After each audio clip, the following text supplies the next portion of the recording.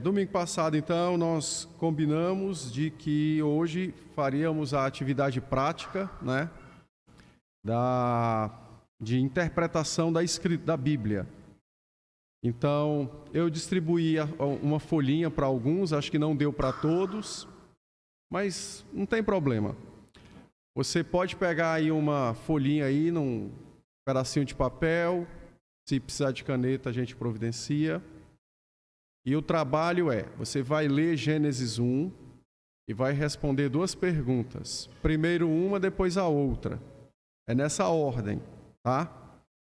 Então, lê Gênesis 1 e responde a pergunta: o que devo crer acerca de Deus? Nesse texto. Então, o que aquele texto está me ensinando sobre Deus? E aí você lê, você vai colocando lá aquilo que o texto está te ensinando sobre Deus. Depois, né, você responde a segunda pergunta, que é: o que Deus quer que eu faça agora? Então, se eu já sei o que eu devo crer acerca de Deus, então o que é que Deus quer que eu faça agora? Isso aí é a aplicação do texto bíblico ao nosso coração, tá? Então, um é o que eu devo crer e o outro é o que eu devo fazer, que Deus quer que eu faça, tá bom? Então, como eu já havia explicado na semana passada, os irmãos têm aí 10 minutos para fazer a leitura e responder as duas perguntas, e aí compartilharemos e vamos ver o que faltou, o que acertou, e os erros e assim por diante. Tá? Podem começar. Para quem está nos acompanhando pela internet, eu sugiro que faça a mesma coisa, tá? Pegue aí um pedaço de papel, faça a leitura de Gênesis 1 e responda a pergunta: o que devo crer acerca de Deus? Depois, o que devo fazer, ou o que Deus quer que eu faça? E aí, daqui a pouco, dá para conferir como é que você se saiu, tá bom? Então, vamos lá. Perdão. Então, me digam aí o que vocês fizeram. O que vocês encontraram aí na primeira pergunta de Gênesis 1? O que devo crer acerca de Deus? Pelo menos uma ou duas colocações. Depois eu vou compartilhar aí com vocês aí as minhas anotações. São duas perguntas para cada capítulo. Então, o que é que Deus quer que eu faça e o que devo crer acerca de Deus? Você quer falar?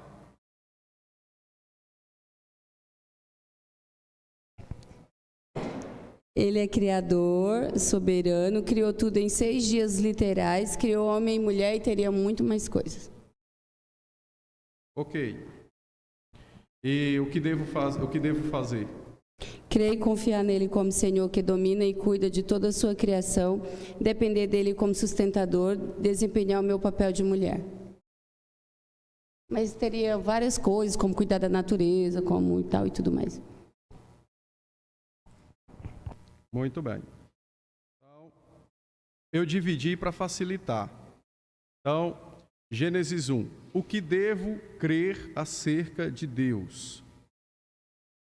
Primeiro, todo mundo falou: Deus criou todas as coisas. Segundo, Ele criou tudo muito bom. Terceiro, Ele criou tudo segundo a sua santa e sábia vontade. Quarto, Ele criou tudo com o seu poder. Quinto, Ele criou o homem conforme a sua imagem. Sexto, Deus governa e sustém toda a criação. Agora, o que Deus quer que eu faça? Então, veja que você tem que pegar, no exame, você tem que procurar ser mais objetivo na identificação das verdades, das doutrinas ali. Porque quanto mais objetivo você for na doutrina, mais fácil vai ser aplicar na vida, tá? Então, Deus criou todas as coisas, tá certo. Mas eu posso ser mais objetivo? Posso. Então, aí eu vou sendo mais objetivo para poder facilitar essa aplicação na minha vida. Então, por exemplo, o fato de Deus criar tudo bom e hoje as coisas não estarem boas, elas têm um ensinamento para nós. Então, o que Deus criou é bom, mas aquilo que o pecado toca, ele toca deixando mal. Então, você pode fazer essas aplicações na sua vida, entende? Então, vamos lá. O que Deus quer que eu faça? Então, aplicando aí à minha vida essas verdades, não é? Primeiro, Deus me fez nova criatura. Lembram que o apóstolo Paulo vai dizer que você foi feito nova criatura no Evangelho? Então, Deus não está mais fazendo mundos hoje. Deus não está mais fazendo homens hoje, como fez Adão. Mas o que é que Deus está fazendo hoje com a criação que era boa, mas agora não é mais, né? Por conta do pecado? Deus está transformando essa criação em nova. Por isso o Evangelho. Então, Deus me fez nova criatura. Eu era bom na criação, me tornei mal por causa do pecado, o Evangelho me resgata e me torna bom. Então, Deus me refaz. Então, Deus me fez nova criatura, perdão de pecados, não é? Segundo, devo exaltar o poder de Deus, lembrando que não estou ao acaso, né? Que eu coloquei por alto, mas, por exemplo, saber que Deus criou todas as coisas, isso tem algum tipo de peso na minha vida? Tem. Qual? Eu não estou vivendo ao acaso. Então, se eu sair agora e for lá em Maringá e alguém furar o sinal lá e bater em mim, isso é fruto do acaso? Não. Por quê? Porque Deus governa, cuida, sustém, cria todas as coisas. Então é assim que eu vou aplicar essa verdade à minha vida. Vou exaltar o poder de Deus, lembrando que eu não estou ao acaso, ainda que seja uma circunstância dolorosa. Ou ele governa em tempos bons e ruins, ou ele não governa em tempo nenhum. Entendem a aplicação da doutrina na vida? O pessoal vai viajar, aí do nada o carro quebra e dá lá um problema grande e impede a viagem. Aí as pessoas às vezes ficam murmurando, desenvolvendo ingratidão no coração e uma série de pecados. Não, será que Deus não tem governo sobre um carro? Entendeu? Então eu devo olhar todos as circunstâncias da vida, acidentes da vida e etc., debaixo desse governo divino. Ah, mas agora quebrou o carro, não posso mais fazer a viagem, ainda estou num aperto danado. Pois é, mas isso está também debaixo do governo divino. Deus quer que você conheça onde está o seu coração. Entende? Então, devo exaltar o seu poder, lembrando que eu não estou ao acaso, não vivo ao acaso. Tá? Terceiro, devo tranquilizar o coração com a verdade de que até as más obras dos homens estão debaixo do governo divino. Quarto, devo guardar, e aqui já é no caso do segundo mandamento, do capítulo 2, né? Devo guardar o dia do Senhor. Não, peraí, que eu vou tirar isso aqui. Só até aí. Vamos para o segundo mandamento. Pode passar, Otávio. Eu mudei, mas não mudei. Vamos lá para o segundo mandamento, não, gente. Gênesis 2. Vamos lá para Gênesis 2. O que devo... então, deu para entender como é as aplicações? Então, você tem uma doutrina e você agora procura aplicar essa doutrina na sua vida. Essa doutrina pode te encorajar, ela pode te consolar, ela pode te esclarecer uma situação, ela pode te confortar numa situação. Então, você vai aplicar... A doutrina é uma só para todos. Você só vai aplicar a sua vida conforme a necessidade. Por isso chama-se aplicação. é a utilização daquela verdade na sua vida. Tá? Vamos lá. Gênesis 2. Então, o que eu devo crer acerca de Deus? Primeiro, Deus santificou um dia em 7. Está lá, ele descansou, né? Segundo, Deus criou o homem com corpo e alma. Isso aqui eu preciso colocar, porque o texto ressalta que Deus fez o homem do barro e soprou nas narinas o fôlego de vida. Isso é importante, porque isso trata da nossa constituição. Terceiro, Deus plantou um jardim, templo, para ter comunhão com o homem. Então, mesmo que você não coloque dessa forma, mas você tem que desconfiar o seguinte: Deus criou a terra e planta um jardim para colocar o homem no jardim. Mas tudo não era um jardim? Era. Por que ele fez um jardim dentro de um jardim? Então, é porque ele queria ter uma comunhão com Adão. Ou seja, ali era um modelo da igreja, não é? Naquele momento. Então, por isso que a gente usa a expressão jardim-templo, tá? Então, Deus plantou um jardim. O homem deve governar e cuidar da criação. Então, quando Deus deu ao homem a responsabilidade de dar os nomes, né? Deus criou o casamento. Então, por alto, são algumas verdades, algumas doutrinas que estão lá no texto bíblico. Agora, o que é que eu vou fazer com isso na minha vida? Que é o que eu devo fazer. Primeiro, devo guardar o dia do Senhor, o 4º mandamento, o primeiro dia da semana hoje. Devo cultivar a comunhão com Deus, porque se Deus plantou um jardim para ter comunhão comigo, por que eu que estou em comunhão com Ele não quero cultivar a comunhão com Ele? Então, é o que Ele quer que eu faça. Ele quer que eu também cultive comunhão com Ele. É por isso que a gente está com um plano para ler a Bíblia em 2 anos. É por isso que nós estamos buscando ter o nosso momento diário com Deus, um momento ali para ler, orar e meditar na palavra. É por isso que se congrega, é por isso que se toma os sacramentos. Então, eu devo cultivar comunhão com Deus.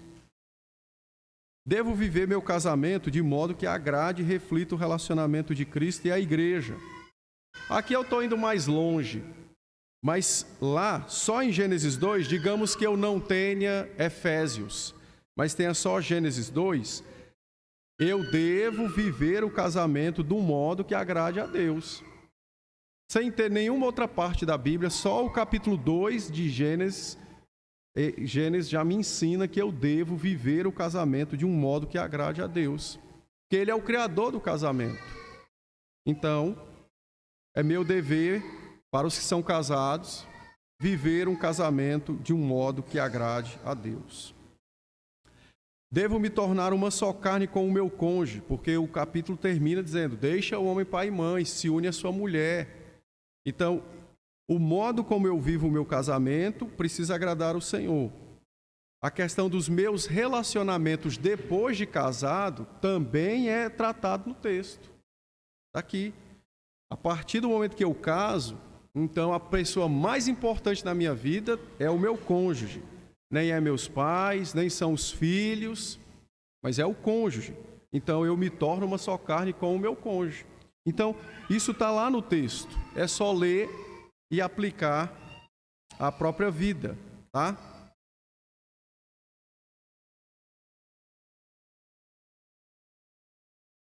Você está querendo falar do casamento monogâmico. Sim.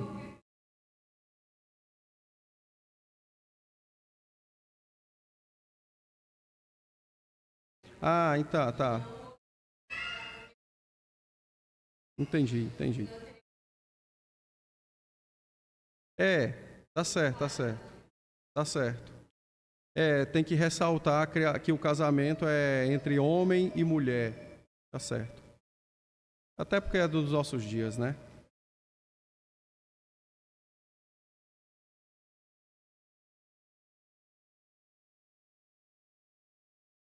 Mas, beleza.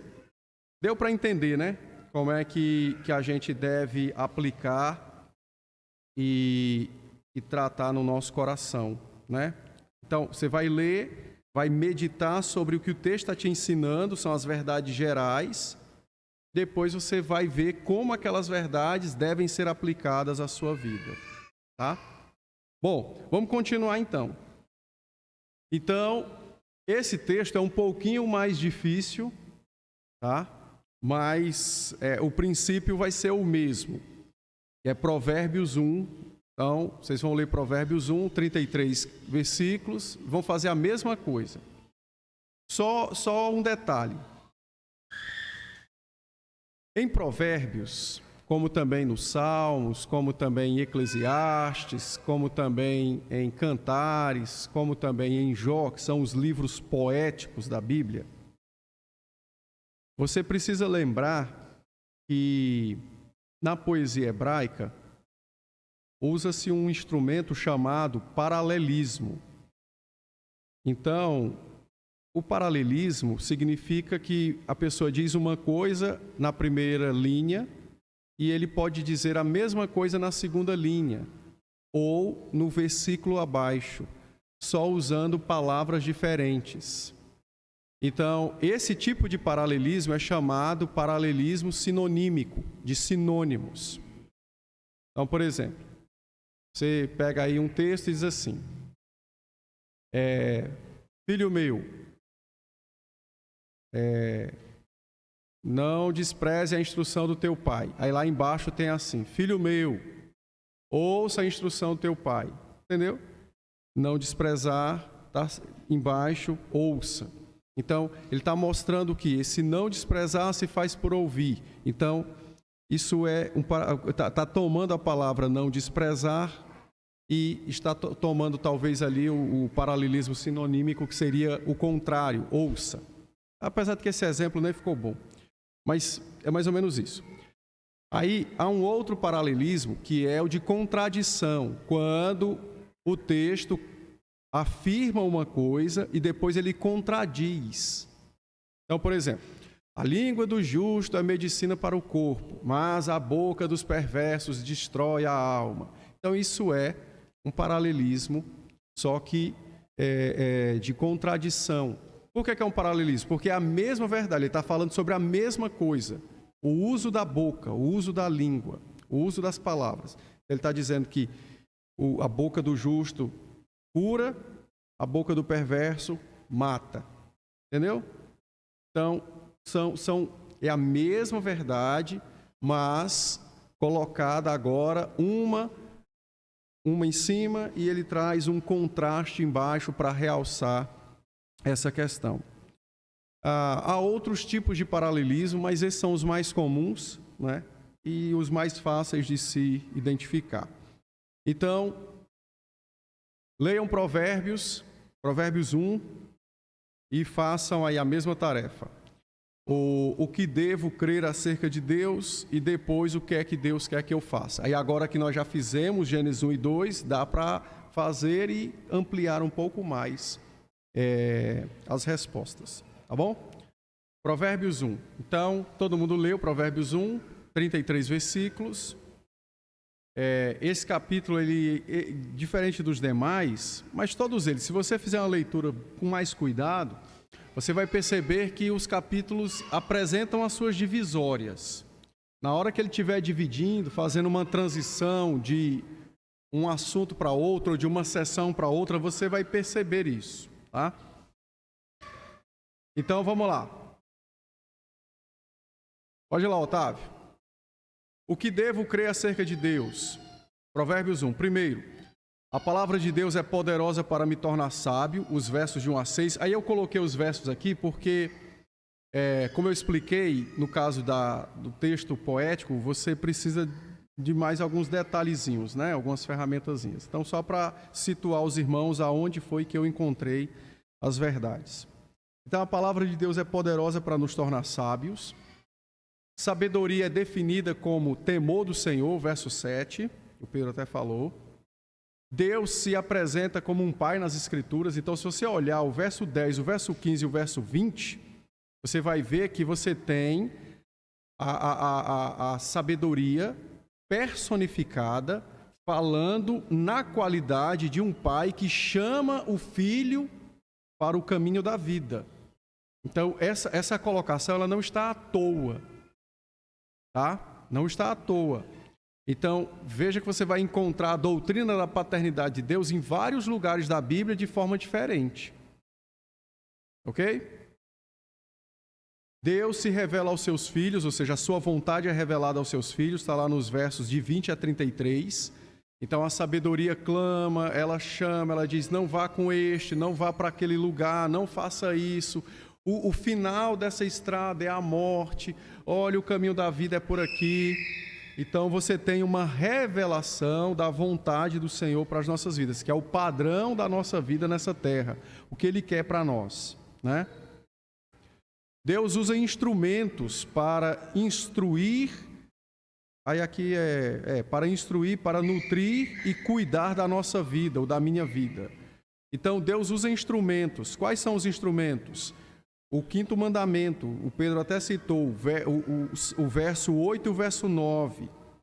Então, esse negócio assim de, a vontade de Deus nós vamos encontrar numa árvore. Não, senhor, a vontade vai ser encontrada na Escritura. O que a árvore me faz conhecer é que ela foi feita por um Deus que é poderoso, que governa, cuida dela, a sua beleza reflete a beleza divina e etc. Mas a natureza não me ensina sobre padrão de vida. Ela me ensina sobre quem a criou, seu poder, sua sabedoria, seu conhecimento, beleza e assim por diante. Então Deus usa instrumentos para nutrir, para revelar, para cuidar do seu povo. O quinto mandamento é citado aqui diretamente aos filhos. Então, os pais são instrumentos de Deus para educar os filhos no caminho da vida, tá? Então, os pais precisam aplicar essa verdade a eles e ensinar essa verdade aos filhos, né? De que eles são instrumentos nas mãos do Redentor. Deus revela o que o pecado fez com a sua criação, que era boa, os versos de 10 a 14, só você ler. Então a pessoa chega e diz assim, vem comigo, nós vamos roubar alguém e depois a gente ainda pode bater na pessoa e pega o dinheiro dele, aí a gente gasta com isso. Isso é o quê? Isso é uma descrição da malignidade que está no coração do homem. Mas lá em Gênesis não foi feito tudo bom? Só que agora o texto está mostrando que alguma coisa está errada com a criação.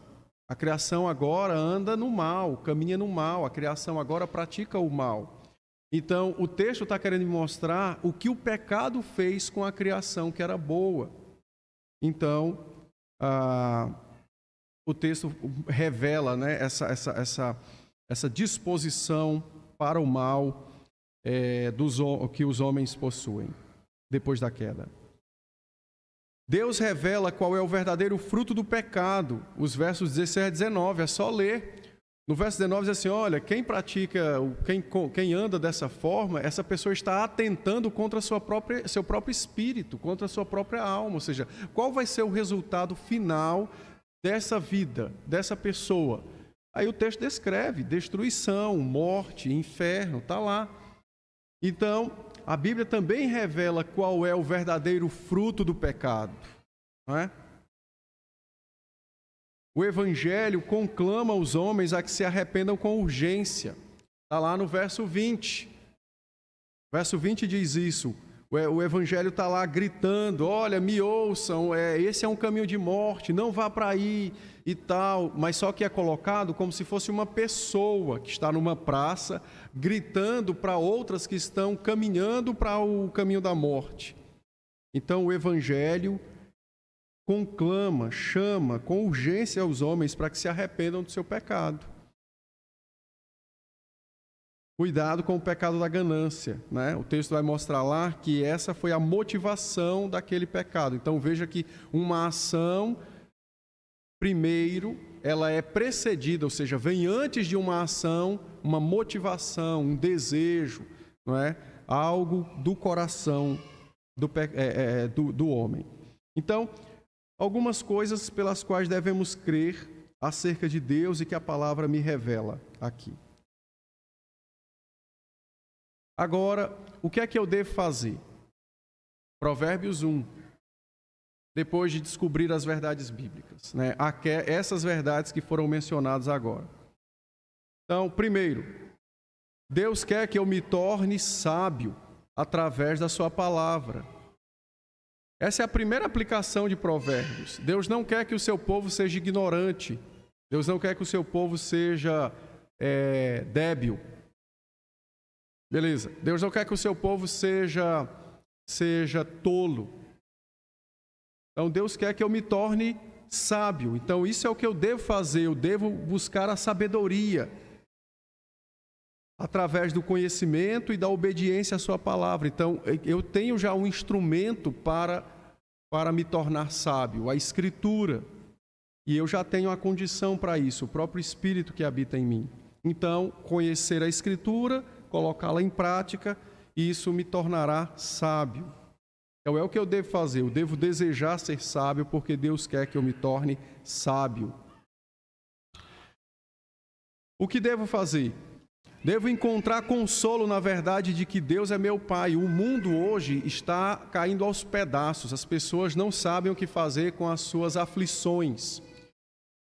Para tudo hoje as pessoas recorrem a um remedinho, né? Acho que daqui a pouco vão dar até no sangue agora, né? Rivotril e essas outras, os seus derivados. Por quê? Porque as pessoas estão buscando consolo nas coisas falíveis deste mundo, quando deveriam encontrar consolo naquilo que não passa, que é eterno, que é a verdade da paternidade de Deus. Então, veja, se a Bíblia revela e faz questão de revelar em vários textos que Deus é meu Pai, essa verdade tem uma utilidade na minha vida. Promover o consolo para o seu povo. Ah, mas eu nunca tive um pai, não sei como é que ter um pai. É simples, é só você ler como Deus é. Pronto, acabou. Ah, eu tive um pai, ele era ruim, é porque ele era pecador, filho. Por isso que Deus é o seu pai, não peca.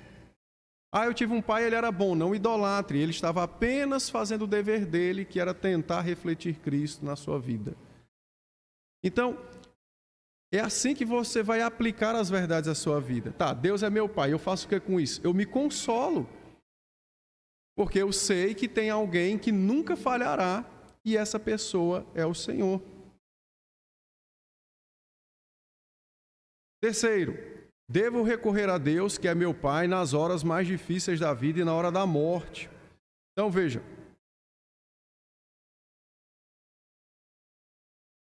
Durante a pandemia, o que mais se ouvia de reclamação era a questão da solidão. E é verdade, né? Que Deus nos criou para nos relacionarmos. Mas sem pandemia, as pessoas sempre se sentem sozinhas. Não todas, né? Algumas. E por que elas se sentem sozinhas? Porque quando passam por um momento lá difícil, um sofrimento, não tem ninguém que as entenda, que veja o que elas passam no coração, na alma.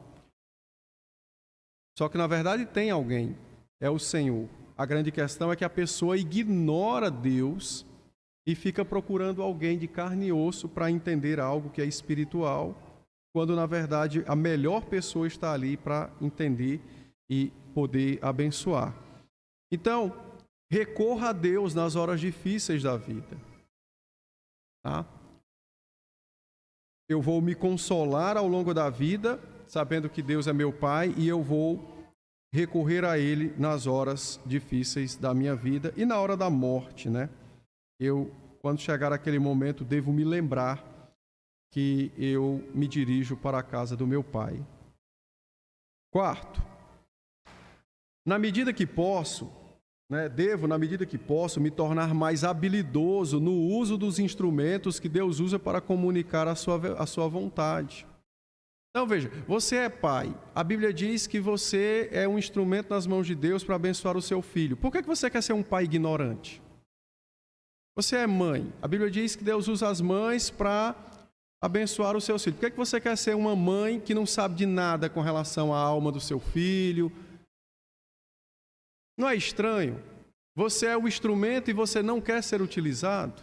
Ou você é o instrumento e quer ser utilizado de qualquer forma? Eu posso usar um liquidificador para cortar carne?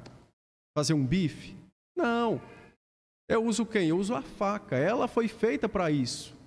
Então, por que muitas vezes os crentes, os pais que são crentes, eu não falo para os descrentes, os pais que são crentes, querem fazer o contrário do que Deus mandou que eles façam. Ou querem que outros façam o que Deus disse que era para eles fazerem. Então, na medida que posso, eu preciso buscar ser habilidoso no uso dos instrumentos que Deus revela a sua vontade. Então, Deus revela a sua vontade para mim, que sou pai, para que eu possa, de fato, ensinar o caminho da vida para o meu filho. E Deus revela ao meu filho o caminho da vida por meu intermédio. Então, eu preciso entender e buscar ser habilidoso em como ser um bom pai, em como ser uma boa mãe, segundo a Escritura. E eu tenho que saber o que eu devo ensinar ao meu filho. Então, você aplica a verdade da Escritura dessa forma. Devo usar as Escrituras como óculos para entender a vida e os homens nessa terra. O texto não descreve lá como os homens agem, qual é o fim deles e por que eles continuam fazendo isso. Por causa do pecado. Então, se você tirar a Bíblia dos seus olhos, você não vai entender o que se passa no mundo nem no coração dos homens. Não vai. Sem a Escritura, você se tornará cego, fisicamente e espiritualmente, para entender quem você é, por que você está aqui, qual é o seu destino, por que os homens fazem o que fazem, o que está errado com os homens e o que pode consertar os homens. Sem a Escritura, ninguém vai fazer isso. Não, é impossível fazer isso. Impossível.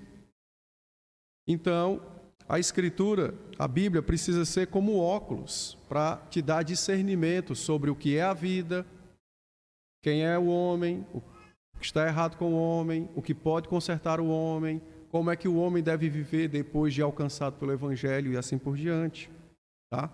Então, entender a vida, o homem, sem a Bíblia, o entendimento é torto, é errado. Tá?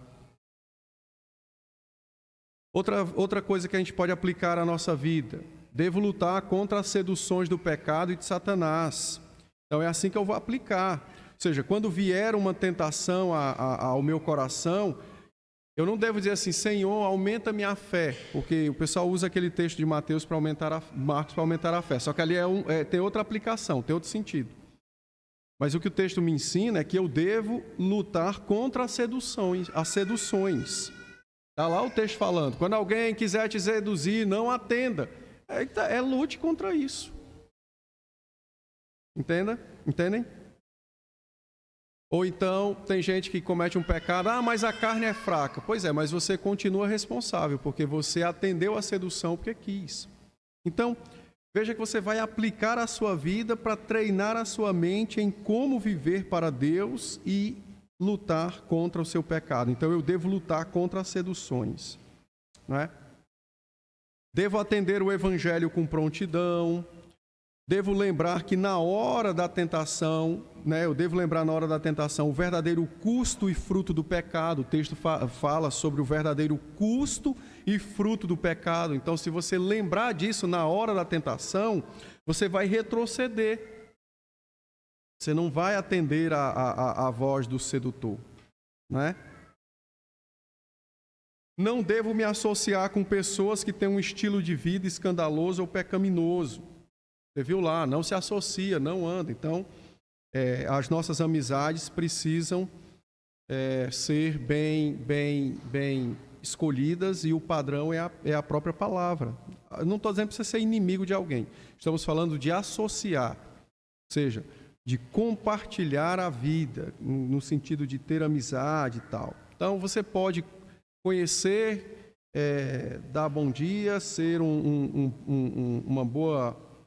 bom vizinho, algo do tipo, para alguém, né, ou para algum familiar, mas se essa pessoa tem um estilo de vida pecaminoso ou escandaloso, você tem que se afastar dele, porque isso vai prejudicar a sua alma. E devo confiar em Deus e na sua palavra para a minha salvação. Está lá no último verso. Qual é a alegria? Como é que os crentes experimentam a alegria nessa terra? Está lá no último verso. Os que ouvem, os que confiam, esses vivem tranquilos. Esses experimentam o céu, né? Então, essas aplicações Você vai fazer, devo fazer isso, devo fazer isso, devo fazer aquilo, devo fazer isso. Quando você colocar devo fazer, eu dei uma aula, quando eu falei sobre como conviver com um cônjuge descrente, que é como fazer. Então lembra, você vai juntando as pecinhas do conhecimento como num quebra-cabeça. Isso é o que eu devo crer, isso é o que eu devo fazer. Quando chegar no campo do eu devo fazer, depois de você listar o que você deve fazer, aí agora você vai, como é que eu vou fazer isso? Aí tem a aula que eu já dei lá, vê aquela aula e começa a colocar em prática. É assim que nós vamos nos tornar sábios e crescer em sabedoria enquanto estivermos nessa terra.